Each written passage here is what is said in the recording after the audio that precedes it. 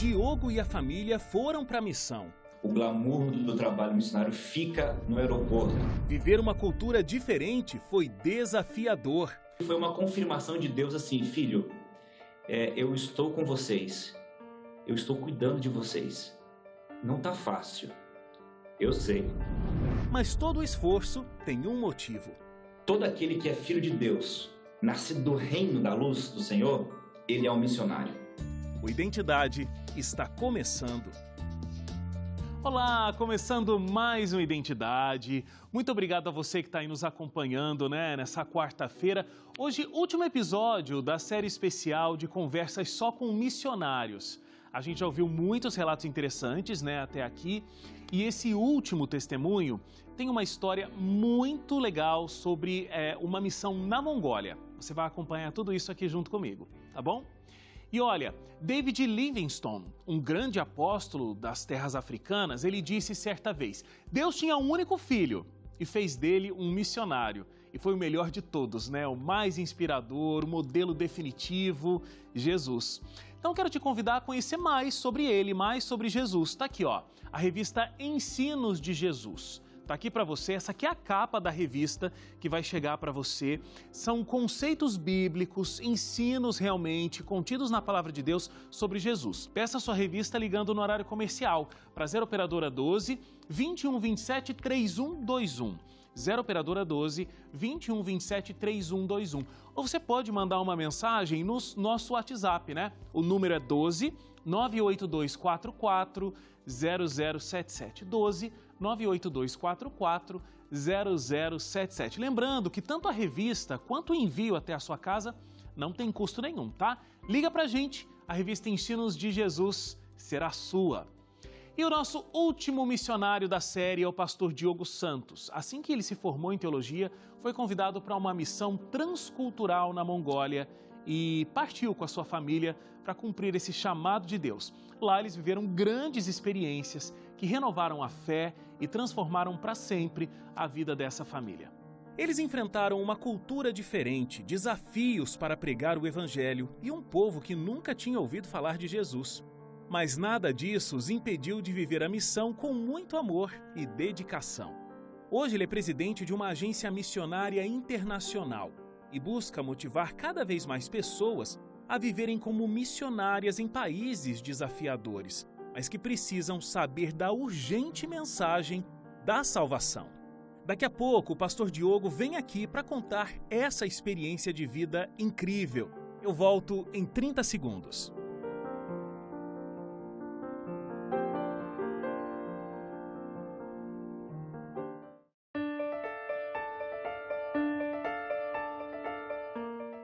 De volta aqui o Identidade e eu já estou aqui com o pastor Diogo. Boa noite, pastor. Boa noite, Wagner. Tudo bom com você? Tudo ótimo, tudo muito bom. Vamos conversar aí sobre essas experiências missionárias. Vamos sim. E foi logo no início do seu ministério, Eu entendi aqui que você, em 2017, já era formado em teologia e logo foi convidado para ir para uma missão fora do Brasil. Agora, quando chegou a notícia de que essa missão seria na Mongólia, qual foi a sua primeira reação? Minha esposa colocou as duas mãos assim no rosto e falou assim: meu Deus! Então essa foi a nossa reação mútua ao convite de irmos para a Mongólia, literalmente do outro lado do mundo. E chegando lá, de fato, na Mongólia, qual foi o primeiro impacto? Não sei o quanto vocês pesquisaram e aí estavam preparados, para essa tamanha diferença quando chegaram, mas qual foi o momento que, vocês olharam e falaram: acho que, a experiência missionária que todo mundo fala que não é simples, acho que começou aqui pra gente. O glamour do trabalho missionário fica no aeroporto. Por quê? Porque existe uma certa glamorização do trabalho que o missionário faz por parte daqueles que não são missionários e que talvez nunca tenham tido a experiência missionária. Mas a realidade do campo ela é muito mais dolorida. Foi muito diferente daquilo que nós havíamos imaginado inicialmente ali nessa primeira chegada.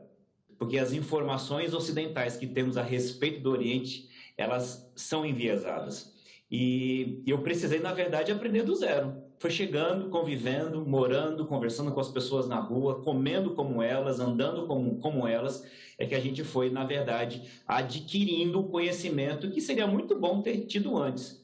Mas, infelizmente, essa distância da Mongólia era muito complexo. É muito complexo você conseguir se preparar tão bem para o campo missionário, numa realidade tão distinta como é Mongólia versus Brasil. E é interessante você falar, né? O glamour fica no aeroporto. Eu imagino mesmo, até no caso de vocês, né? Fiquei sabendo que vocês chegaram num apartamento depois de 10 horas de voo com uma criança de 1 ano no colo, né? E aí não tinha nem água no apartamento para vocês depois de 10 horas de voo e todo esse tamanho de viagem. Então, assim, realmente já é um impacto logo na chegada, né? Ô, Wagner, deixa eu dizer, eu gostaria que fossem 10 horas de voo, tá? Mas a gente pode multiplicar isso por mais 4 vezes, tá? Foram quase 46 horas de viagem. É uma viagem longuíssima, longuíssima.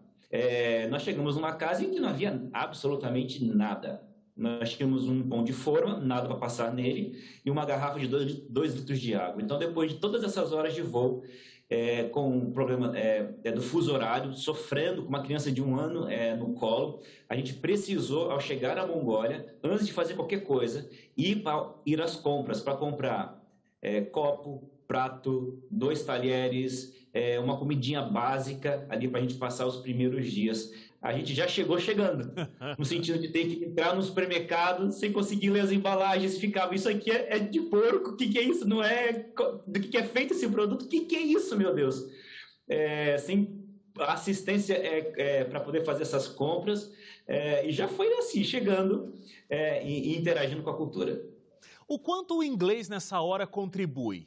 É a língua que vai te conectar com esse segundo idioma, e você vai aprender através do inglês. E proporcionalmente ao Brasil, vamos colocar assim, na Mongólia você encontra muitas pessoas que falam inglês. E o mongol, de maneira geral, é um povo muito amigável, muito receptivo. Isso facilita também bastante esse processo, porque eles arranham um pouco do inglês, você arranha muito pouco do mongol, e aí a gente se acha no meio do caminho de alguma forma. Agora, é interessante, a gente sempre quando conversa com missionários, né, e a gente aqui teve essa série falando sobre esse assunto, a gente fala sobre essas diferenças, né? Então você está numa missão transcultural e aí o povo é completamente diferente culturalmente, na língua, nos costumes. No caso, inclusive, da Mongólia, o clima, né? Eu sei que tem um inverno muito intenso na Mongólia, então é muito difícil também, né? Agora, o quanto também que esse diferente acaba aproximando? De repente, você está numa cultura que é tão diferente, a pessoa percebe essa diferença, né? E isso cria uma aproximação.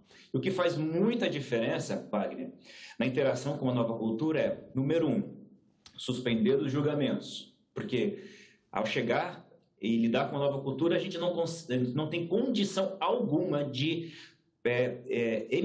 fazer um juízo de valor a respeito daquele aspecto ou comportamento cultural, até que se passe um tempo e você seja capaz de perceber e entender melhor as coisas que estão por detrás daquele comportamento, né? A gente tecnicamente chama isso de cosmovisão, que é a visão de mundo que determina aquele comportamento ou como aquela sociedade se organiza e expressa esses valores que a cosmovisão tem. Então, até que você tenha condição de entender esses aspectos por detrás da cosmovisão, dos comportamentos, aliás, que é a cosmovisão, você tem que realmente suspender todo julgamento, parar de julgar o comportamento deles, e ao você fazer isso, eles percebem que você está tentando. Eu acho que a palavra-chave é essa. E é isso que é encarnar, né? Que Cristo fala. Uhum. Esse é o processo de você entrar na cultura da pessoa e começar a ver a partir da perspectiva dela. Isso é realmente um momento que muda a vida do missionário. E quando esse momento chega, eu tenho isso muito claro, quando aconteceu isso na Mongólia, depois algo de em torno de 1 ano, quase 2 anos que eu estava na Mongólia, quando chega esse momento, aí você percebe, ok, agora eu fui aceito. Agora eu sou parte do povo mongol. Passou o período de adaptação e a partir de agora eu posso falar, eles vão me ouvir, eu vou conseguir me colocar de acordo com a cultura. E isso é tremendo, eu diria. Sensacional. E assim, você falou, né, olha, não tem nada de glamour. não tem um glamour mesmo. Eu imagino, embora eu nunca tenha ido para um campo missionário, né, assim como com essas pessoas, você que eu estou conversando aqui, mas eu imagino o tamanho das dificuldades, o tamanho realmente dos perrengues que vocês passam. Mas por trás do que a gente conhece como luxo, qualquer situação aqui desse mundo, o espiritual é muito forte e muito renovado, né? Tem uma experiência que a produção me contou aqui, eu fiquei impressionado, é que você viu um anjo perto do seu filho dormindo. Me conta que experiência foi essa, pastor? Era uma sexta-feira muito difícil para mim. E eu me lembro de estar sentado diante do quarto do meu filho. A porta estava aberta, eu estava conversando com a minha esposa, meio que sussurrando, e eu apoio a minha cabeça sobre os meus braços, né, assim, na coxa, né, que eu estava sentado, e começo a olhar para o chão, literalmente para o chão do nosso apartamento, onde nós morávamos, e esses pensamentos começam a dominar. Senhor, por quê, pai, por quê? Eu ouvia minha esposa falando, mas minha mente o tempo todo assim, Wagner, dizia, por quê, pai, o que eu estou fazendo aqui? Eu não consigo dar um estudo bíblico, eu não consigo fazer um sermão, essa língua não entra na minha cabeça, todas essas coisas, sabe? E eu levanto a cabeça naquele momento, eu olhava para baixo, e quando eu levanto os olhos e olho para dentro do quarto do meu filho, eu tenho talvez esse momento especial, talvez tenha sido um momento, a experiência espiritual mais forte que eu tenho vivido até hoje, que foi ter visto no quarto do meu filho, um anjo com as asas abertas, cobrindo a cama dele, e o anjo não olhava para mim, olhava para o meu filho. Isso foi algo muito forte. A atmosfera, não dá para explicar, tem coisas que a gente só vive. Eu me quedei de joelho onde eu estava, a minha esposa percebeu, também fez o mesmo. Eu não consegui fazer outra coisa a não ser chorar, porque ele foi uma confirmação de Deus assim, filho, eu estou com vocês, eu estou cuidando de vocês. Não está fácil, eu sei, mas eu estou aí. Nossa, que emoção, eu imagino. E aí a força para terminar essa missão veio, né? Não tem como, pastor, porque depois de uma resposta tão direta, tão reta dessa vinda do céu, e na coisa mais importante, né? Talvez se o anjo estivesse olhando para você, não teria sido tão impactante quanto o anjo olhando para o seu filho, é ou não é? Olha, é difícil até falar, porque eu me sinto assim um privilegiado por essa resposta divina. Eu nunca esperava. A gente cresce na igreja, a gente ouve muita coisa, e às vezes a gente até é um pouco cético, né, achando que essas coisas não acontecem e tal, mas eu vi acontecendo, a gente vivenciou. E ali eu fiquei muito fortalecido por Deus para aquilo que ia vir. E eu achava, Wagner, que eu estava vivendo o momento mais difícil. Eu não sabia o que me aguardava no ano seguinte. Em termos do trabalho, do avanço do evangelho naquele país, do desafio que nós tínhamos de pregação, mas Deus, ao cuidar ou sarar as feridas minhas e também da minha família, nos dando a tranquilidade de que Ele estava conosco, eu senti, era como se Deus tivesse dito para mim o mesmo que Ele disse para Paulo: Paulo, a minha graça te basta. Eu louvo a Deus porque o Deus que chama é o Deus que provê. É o Deus que capacita e o Deus que provê, com certeza. A gente vai para o intervalo, na volta a gente vai saber a finalização da missão ali na Mongólia, a volta para o Brasil e o trabalho que o pastor Diogo faz hoje, ajudando outras pessoas, motivando outras pessoas ao campo missionário também. Então, intervalo rápido, a gente volta já aqui com a Identidade de hoje.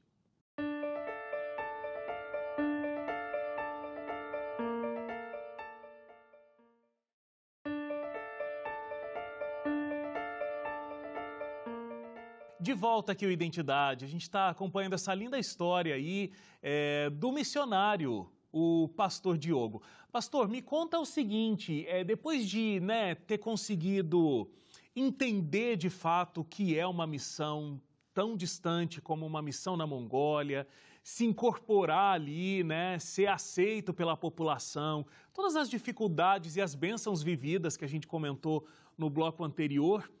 E eu perguntei do susto quando a informação do campo missionário foi dada, né?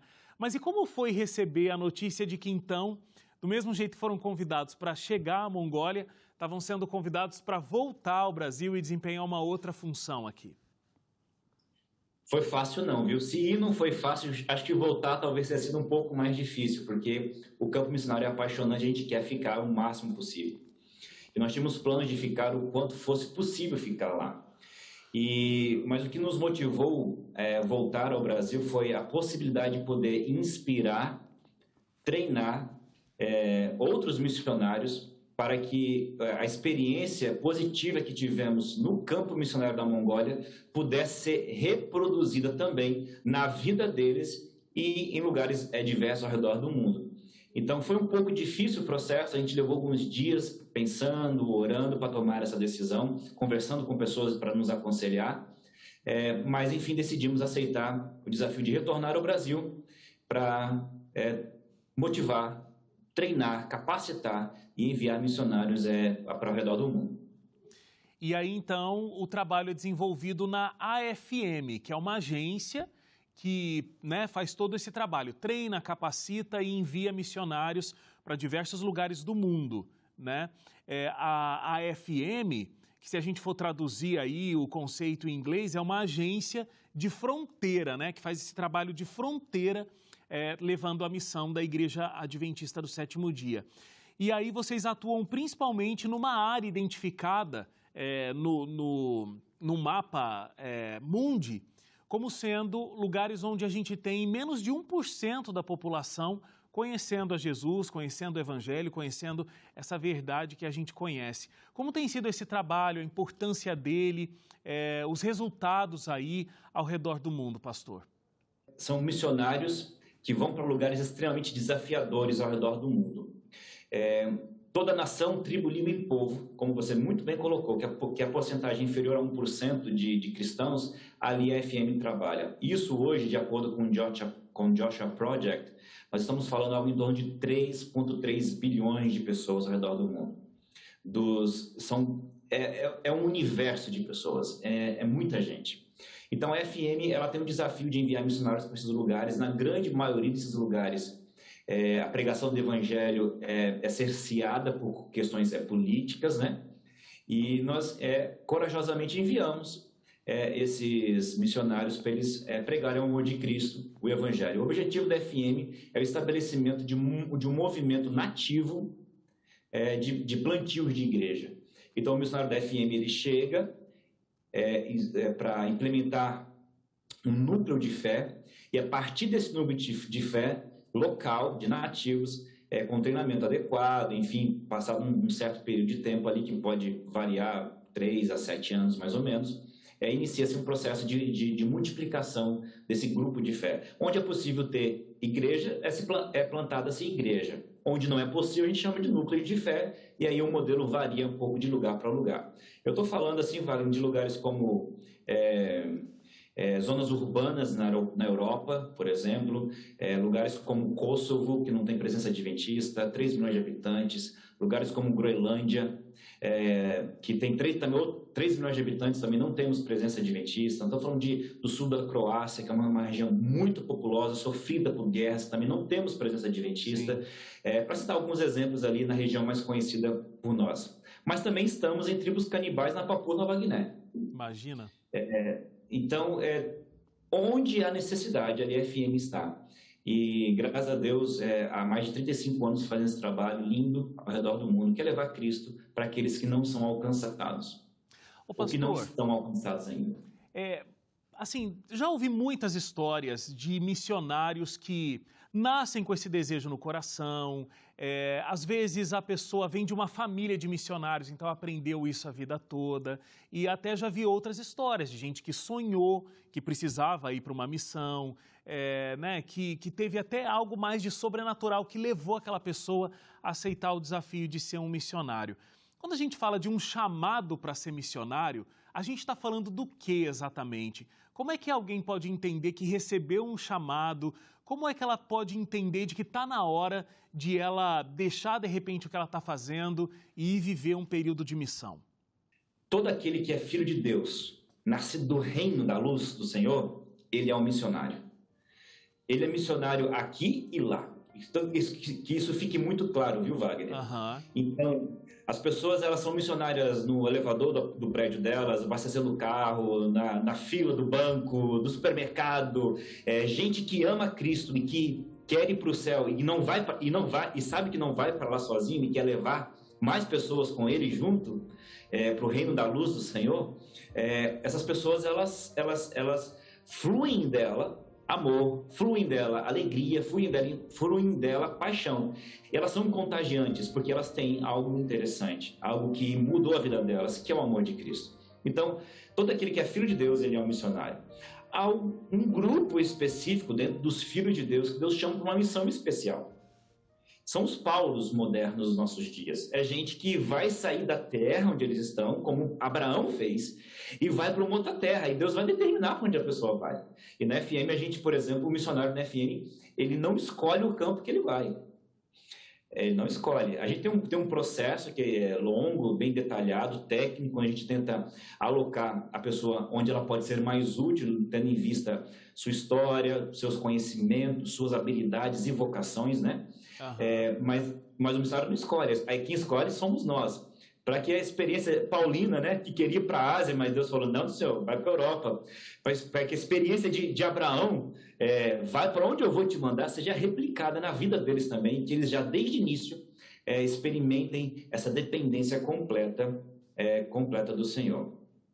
Excelente. Então, existe uma seleção muito bem apurada também para ver se a pessoa tem o preparo e até existe o desenvolvimento desse missionário na agência antes dele ser enviado, né? Você poderia, de repente, sei lá, elencar 3 características básicas de que a pessoa, de repente, precisa pensar para fazer uma missão fora do país, fora do conforto da sua situação? Porque você colocou muito bem, né? Missionários, todos nós somos, independente do lugar onde estamos. Mas para fazer uma missão além-mar, distante do lugar onde ela nasceu, onde ela vive. Acima de tudo, disposição. Paulo, no livro de Romanos, no capítulo 1, ele fala de alguns pontos importantes. Eu vou parafrasear Paulo aqui. Talvez a primeira é ter disposição em ir. Quando eu falo disposto, Paulo fala, porque eu estou disposto a ir, disposição envolve muita coisa. E uma delas é estar disposto a abrir mão do conforto.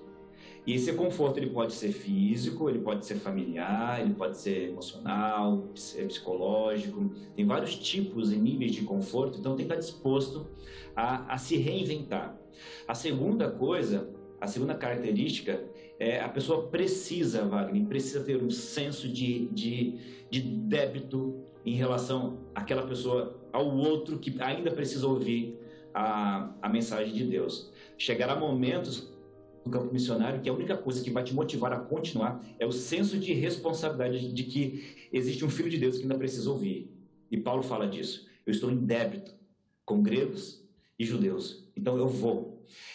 E por fim, convicção de que a mensagem que você está pregando é o Evangelho à Terra.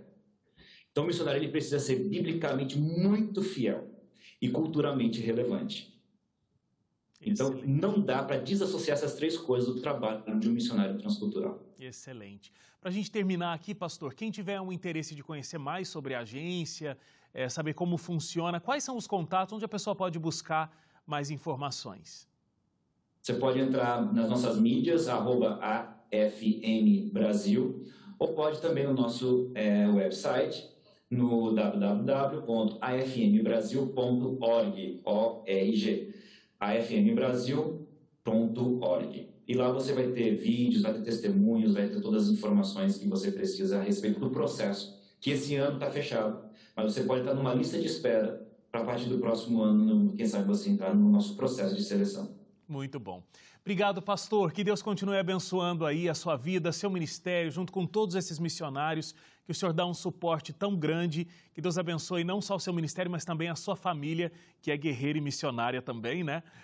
Inclusive, tem uma filha que nasceu no campo missionário, nasceu na Mongólia. Então, que Deus continue abençoando muito vocês. Amém, Wagner. Obrigado. Deus abençoe vocês também. Amém. Obrigado a você que ficou com a gente até agora. Voltamos amanhã às 11h30 da noite. E finalizamos aqui nessa série tão especial aí, falando com tantos missionários. Se você perdeu alguma entrevista dessa série, você pode ir lá no NT Play e buscar todas as entrevistas, tá? ntplay.com/identidade. Obrigado e até amanhã às 11h30. Tchau, tchau.